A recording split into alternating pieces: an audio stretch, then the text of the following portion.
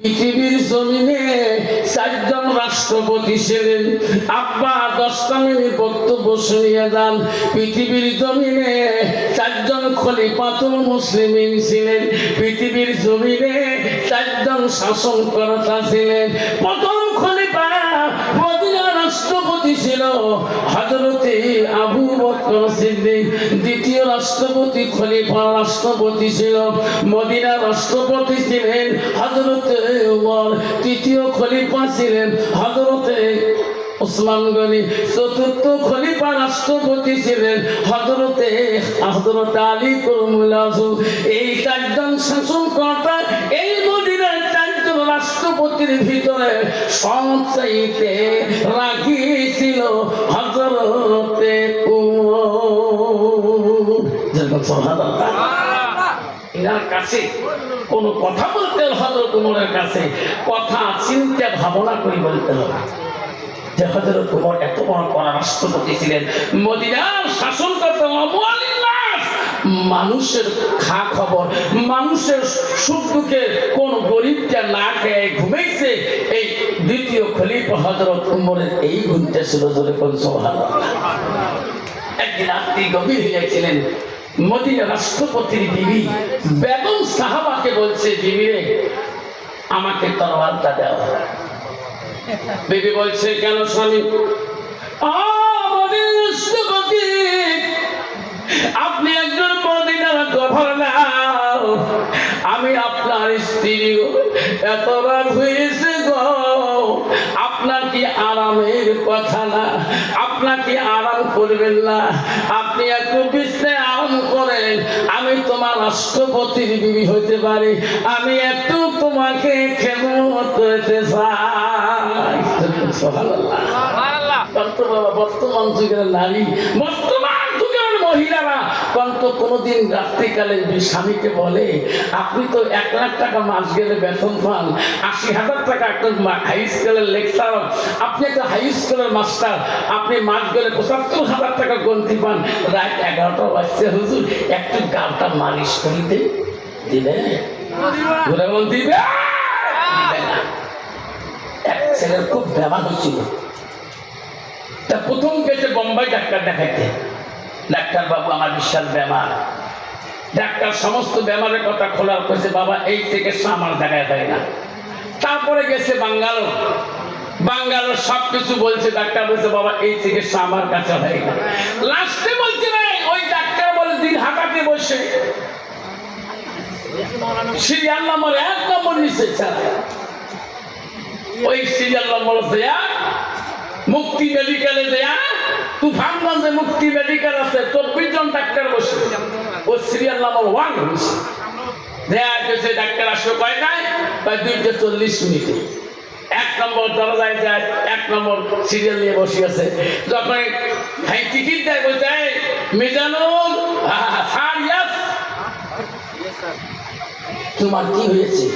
কয় স্যার আগে কি হয়েছে আগে বলি। কি? আমি বোম্বাই গেছিলাম, ওখানে ডাক্তার ফেল।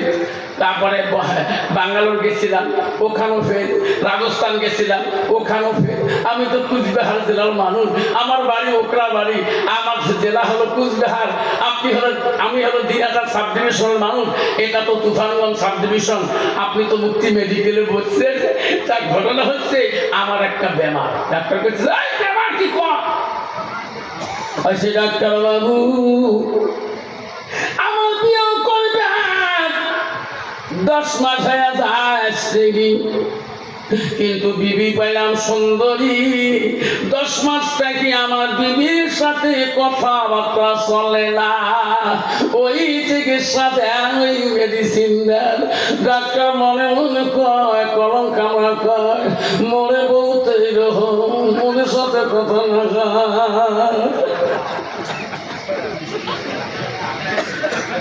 করে এইরকম মরে। মুই হচ্ছেন ব্রেনটের ডাক্তার, আমার বিবি হচ্ছে গাইনোর স্পেশাল। আমার বিবি আমার থেকে 25,000 বেশি বেতন পায়, আমি পাই 1,20,000, আমার বিবি পাই 1,45,000। আমার বিবি রাত 9টার পরে নিজের 1 নম্বর রুমে চলে যায়, এসি লাগে, ঘুমায়, ডিজিটাল টিভি কেবল লাগে, আমার মতে আমি ঠিক না ঠিক। ডাক্তার কাছে বাবা এই চিকিৎসা মোর কাছে নেই, এই লোক মরে আছে। শান্ত বাবা, এই ব্যাপারটা ওকরা বাড়ির এই শিকারটারির ব্যাপারটা আছে না নাই? জোরে গান আছে না না? মদিনা রাষ্ট্রপতি বিবি বললেন, মদিনা শাসন করতে বিবি বেগম সাহেব বললেন, স্বামী গো এত রাত হয়েছে, আমি তোমার একটু খিদমত করতে চাই গো স্বামী। মদিনা রাষ্ট্রপতি বলল, বিবি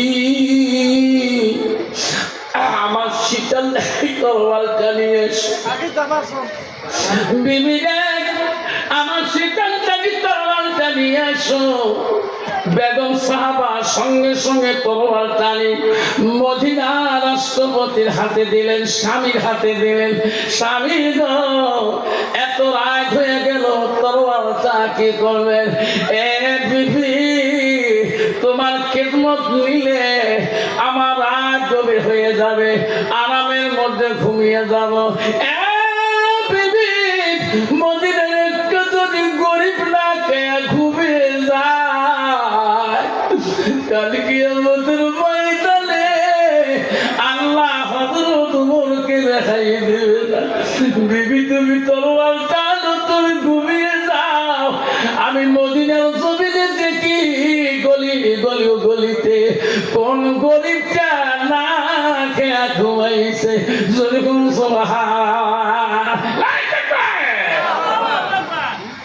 মদিনা রাষ্ট্রপতি হাতে তরোয়াল টানে গভীর রজনীতে মদিনার গলি গলিতে পথ দিয়ে যায়। মদিনা রাষ্ট্রপতি হযরত ওমর দেখছে কোন বাড়ির মানুষটা না খেয়ে ঘুমিয়েছে, কোন গরিবটা কষ্ট হয়ে পড়ে আছে, কোন মানুষের নজরে পড়ল না। পাপ দিয়ে আবার যাওয়া শুরু করলেন। গাইতে গাইতে বহুদূর থেকে দেখা যায় একটা আগুন জ্বলতেছে বহু দূরে ফাঁকা ময়দানে, দীপ্তি দীপ্তি করে আগুনটা জ্বলে গেল। মদিনা রাষ্ট্রপতি হযরত ওমর তৎক্ষণাৎ আগুনটা দেখিয়ে ওই আগুনের দিকে রওনা হলেন। মদিনা রাষ্ট্রপতি হযরত ওমর জানে রে কোন সেনাবাহিনী আমার মদিনার জমিনে ভাই তাম্বু বানাইলো, এমন কোন পাওয়ারফুল নাই, আমার পারমিশন ছাড়া তাম্বু বানাইতে পারবে না।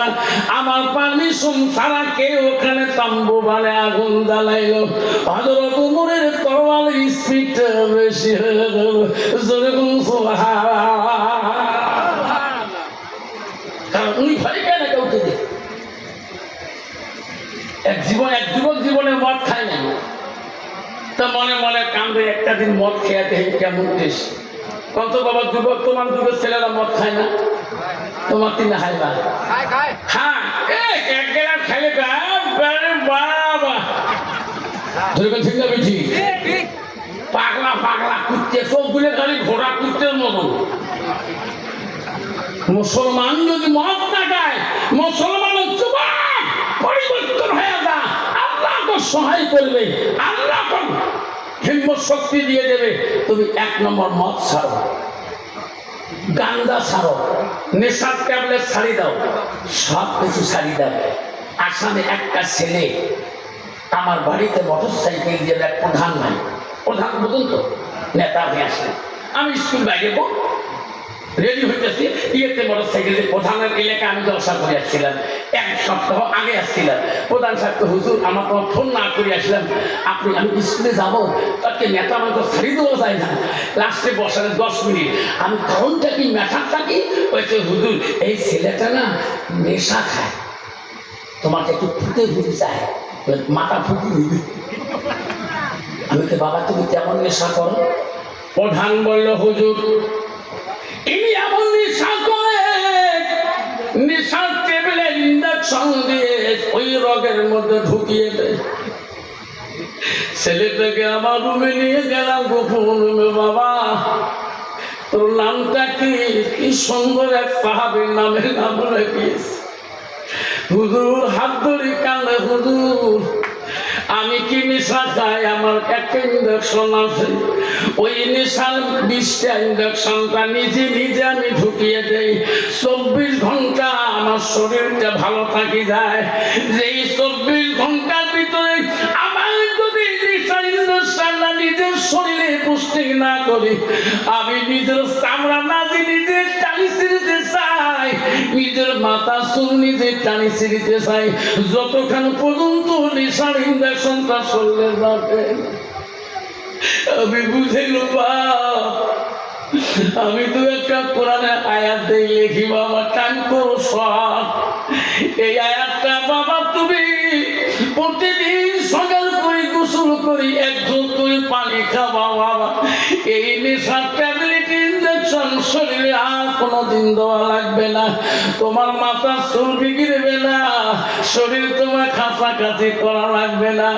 আমি সঙ্গে সঙ্গে উযু করে আসিয়া আমি কোরআন শরীফটা বাইর করিয়া আমি একটা সুদের একটা আয়াত লিখে দিলাম।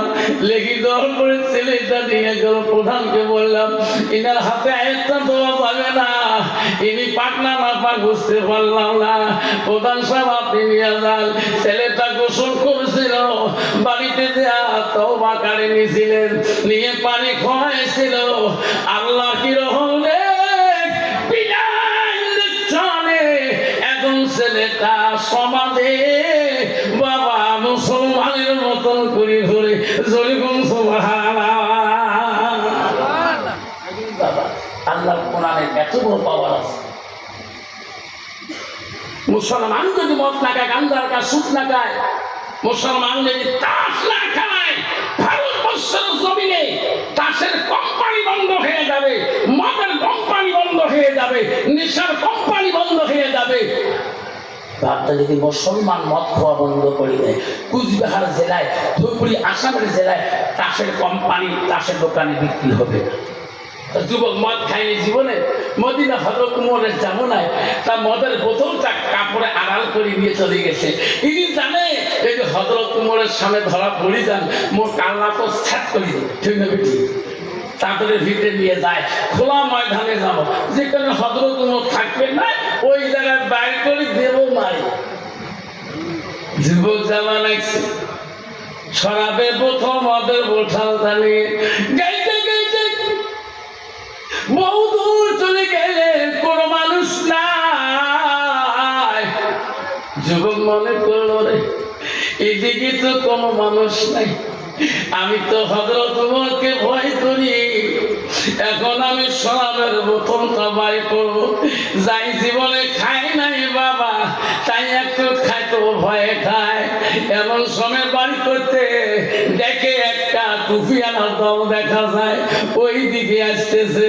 যুবক চাদরের ভিতরে লুকিয়ে রাখলো। এই টুপিয়ালা কাফেলা দলটা চলে গেলে তারপরে শরাবের বোতলটা খাবো। আস্তে আস্তে যখন টুপিয়ালা কাফেলার দলটা সামনে আসলো, ওই দিন কাফেলা টুপিয়ালা দলের মধ্যে ওই দিন লিডার ছিল মদিনার রাষ্ট্রপতি হযরত উমর উপস্থিত ছিলেন। সুবহানাল্লাহ। যার ভয়ে মদের বোতল নিয়ে গেল তাই সামনে হযরত উমর দেখছে ছেলেটা কাঁদতেছে, কেরে বাবা? রাস্তার মধ্যে মামাহার বসে থাকে, ভাগিনের গাড়ি কালো ধরার জন্য, ঠিক না ঠিক? কার গাড়ি আরসি নাই, ইন্স্যুরেন্স ফেল, কার গাড়ি পলিউশন নাই, ডিএল নাই, মামা হাত দেখে ঠিক পাইছে মামাটা ভাগিয়ে দাঁড়ান, ভাগিয়ে ছট করে গাড়ি হাত কামে। মামা জানে ভাগিয়ে গাড়ি লাইসেন্স নাই, ধরে কোন ঠিক না ঠিক?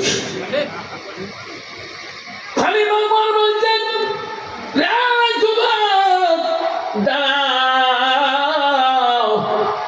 तेरा पास क्या सामान है जल्दी लेकर। যুবক বলে আল্লাহ, যার ভয়ে পালাইলাম সেই জমশান মাওলা রে, মাওলা জীবনে খাই নাই, জীবনে কেমন তেল বুঝি নাই। আল্লাহ তুমি হেফাজত করো, আল্লাহ তুমি রক্ষা করো, আল্লাহ তুমি হেফাজতের মালিক। আল্লাহ আমি তওবা করে নিলাম, আল্লাহ জীবনে খাইনি আর খাবো না, আল্লাহ তুমি বাঁচাও, আল্লাহ তুমি বাঁচাও। হযরত ওমর বলে বেটা কি সামান আছে বাইরে করে, যুবক জানে বাড়ি করলে ছুরি বাজাইবে কিন্তু বাড়ি করে না। হযরত ওমর যখন এত রাখি খলিফা যখন বাড়ি করে না তখন তলোয়ারটা সাফ করে যখন বাড়ি করলো তখন যুবক কয় আল্লাহ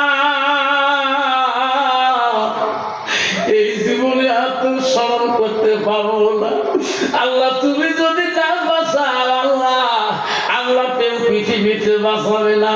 আল্লাহ বলছে বান্দারে যখন তুমি আমাকে স্মরণ করো, আমাকে ডাকাও, আমার কাছে তওবা করে নাও, আমি আল্লাহ তোমার কাছে থাকিয়া যাই, আমি আল্লাহ তোর তওবা কবুল করে নেই। জোরে বলো সুবহানাল্লাহ। খলিফা যখন তার আলতা বাড়ি করে উঠে আসছে আরো আস্তে করে চাদর হাত থেকে বাড়ি করা শুরু করলো। আল্লাহ বলে ফেরেশতারা সাক্ষী থাকি না, এই বান্দার দুই চোখের পানি আমার ভয়াত্মা কুমুল্লাহ আমার ভয়ত্বতে টানার জন্য এক বিন্দু চোখের পানি পড়ার আগে আমি তার শরাবের বোতলটা পরিবর্তন করে দিলাম। ধরে কোন সুবহানাল্লাহ।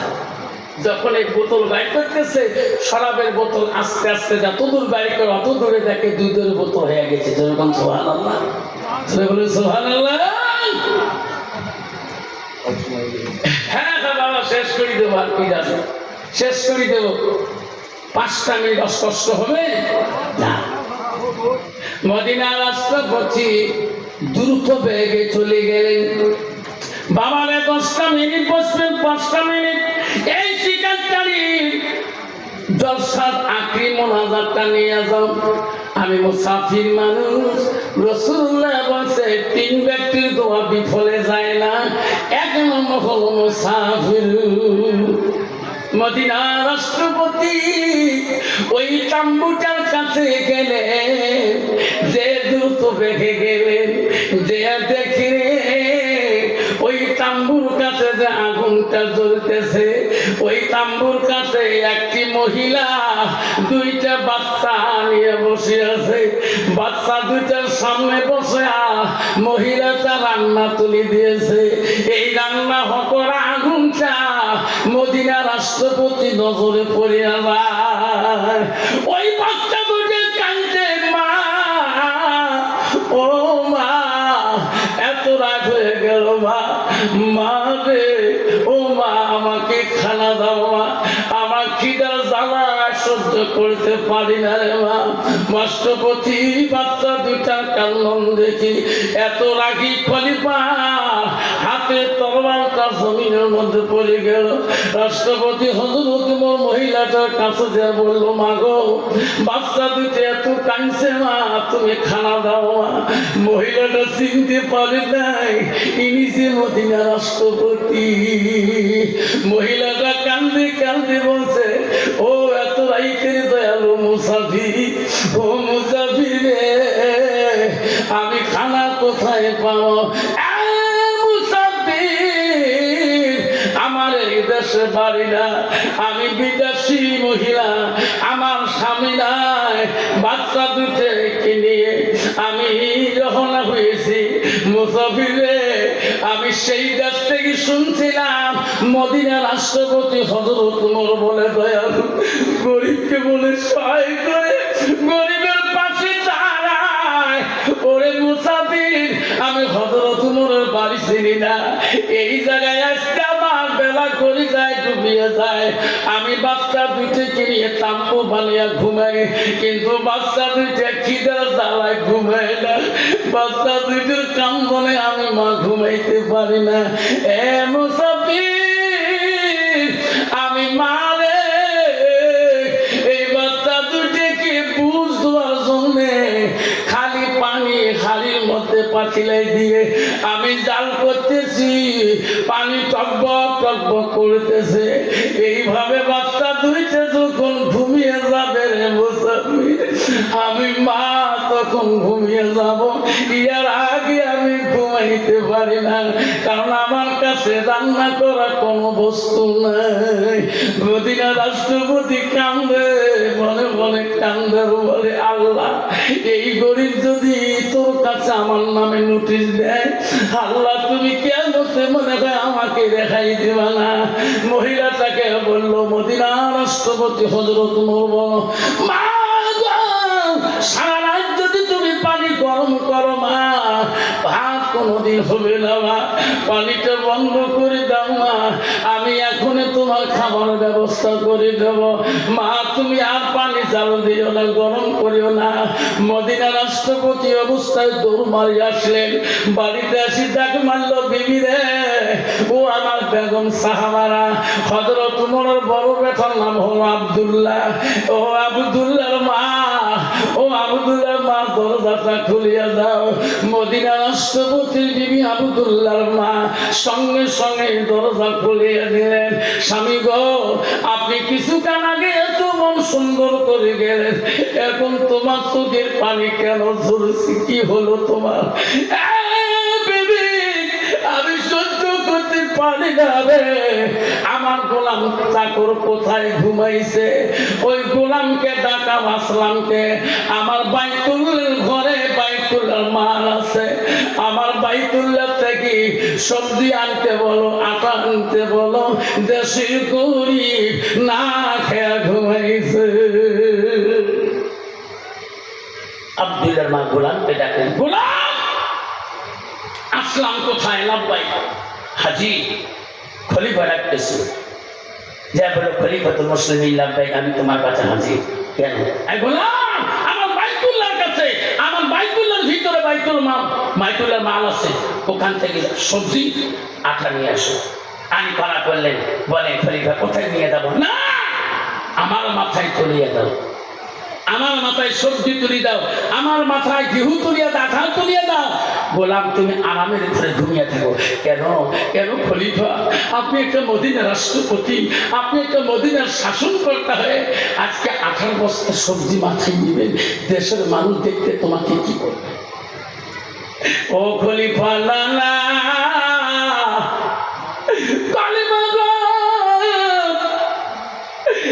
তোমার গোলাম, আমি তোমার চাকর, আমার মাথায় তোমরা 18 বস্তা তুলে দাও, সবজি তুলিয়া দাও। ও গো খলিফা, আপনার গন্তব্য জায়গায় আমি পৌঁছে দিয়ে মদিনার রাষ্ট্রপতি বলছে, ও গোলাম রে, আমার মাথায় তুলিয়া দাও, আমি জীবনে যত পাপ করেছি, ভুল করেছি, এই গরিবের মাল যদি আমি পৌঁছে দিতে পারি রে গোলাম, হযরত উমরের গুনাহ আল্লাহ মাফ করে দেবে। জুলকুম সুবহানাল্লাহ। আব্বারে 5টা মিনিট বসিয়ে দাও। মদিনা রাষ্ট্রপতি নিজ হাতে ওই রাতের মধ্যে ঘিউ আটা সবজি নিয়ে ওই গরিবের মহিলাটার কাছে দাঁড়ায় গেলেন। মহিলাটাকে বলল, মা গো, ও মা, এই যেখানে আটা আছে মা, এখানে সবজি আছে মা, তুমি রান্না করো মা, বাচ্চা দুটাকে খাইতে দাও মা। মহিলাটা রুটি বানাইলো, সবজি বানায়া বাচ্চা দুটার কাছে যখন দেয়, এত সুন্দর করে বাচ্চা দুটা রুটি খায়, হযরত উমর কান্দে আর বলে, আল্লাহ আল্লাহ, শুকনা রুটি, বাচ্চা দুটা এত খুশি। আল্লাহ, আমি উমর একটা কি কত দামি খানা খাই, আল্লাহ তবু খুশি করাইতে তোকে পারি না। বাচ্চা দুটা খানা হয়ে গেল, মহিলাটা খানা হয়ে গেল।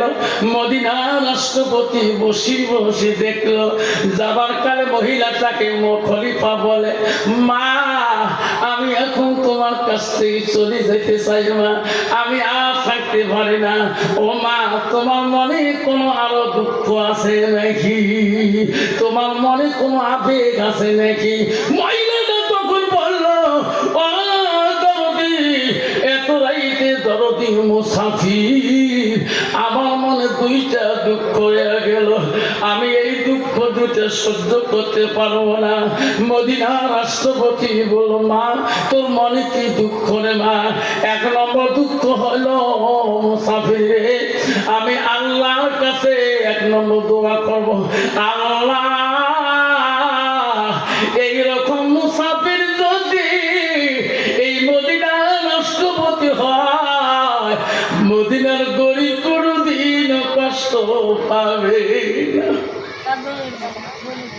মুসাফির রে, আমি আল্লাহকে যে দোয়া করব, আল্লাহ এইরকম মানুষকে তুমি কেন মদিনার রাষ্ট্রপতি বানাও নাই? তবু মদিনার রাষ্ট্রপতি পরিচয় দেয় না। সুবহানাল্লাহ। আমার মতো নেতা না, এক টলি মাটি ফেলে কত লেখা দিচ্ছে, আমি 100 টলি মাটি ফেলাছি। ঠিক আমি ঠিক মদিনা রাষ্ট্রপতি দোয়া করতেছে মহিলাটা, আল্লাহ আমি দোয়া করি আল্লাহ এইরকম দেশের মুসাফির মানুষ যদি একটা রাষ্ট্রপতি হয়, মনে হয় মদিনার গরিব কোনোদিন কষ্ট পাবে না। বলছে মা আমি তো চলে যাব, তোমার রাজপোয়ালি কোন দিকে যাব? মহিলাটা বলছে ও মুসাফির, আমি রাজপোয়ালে আমি মানুষকে জিজ্ঞাসা করি মদিনার রাষ্ট্রপতি হযরত নূরের বাড়িতে চলে যাব। বলছে মা যা কি করবা? আমি দেয়া বিচার দেবো গরিবকে কেন খবর নেওয়া হয়। সকালবেলা মহিলাটা বাচ্চা দুইটা কোলে করে নিয়ে মদিনা রাষ্ট্রপতি হযরত উমরের বাড়ির মুখের সামনে গেলেন। যে মুসাফিরটা রাত্রিকালে যে পোশাকে মহিলাটার কাছে আসছিল, ওই পোশাকে মদিনা রাষ্ট্রপতি তিনি কোরআন হাদিস বলতেছে। এমন সময় মহিলাটার সামনে যায়, মহিলাটার নজর করে এই মানুষটা রাত্রিকালে আমার কাছে গেছিল, আটার বস্তা নিয়ে সবজি নিয়ে গেছিল, ইনিয়ে নাকি মদিনার রাষ্ট্রপতি। মহিলাটার সামনে যায় না, ভয় পাইল রে। ওই সময় মদিনার রাষ্ট্রপতি হযরত ওমর বলে মা দাঁড়াও কেন মা, আইসো মা, তোমার মনের দুঃখ যাচ্ছে মা, আমার কাছে বিচার দাও। আমি হযরত ওমর মা, আমি নেই বিচার করবো। যেরকম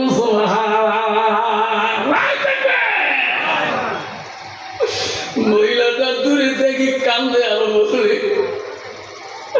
ও মুসাফির,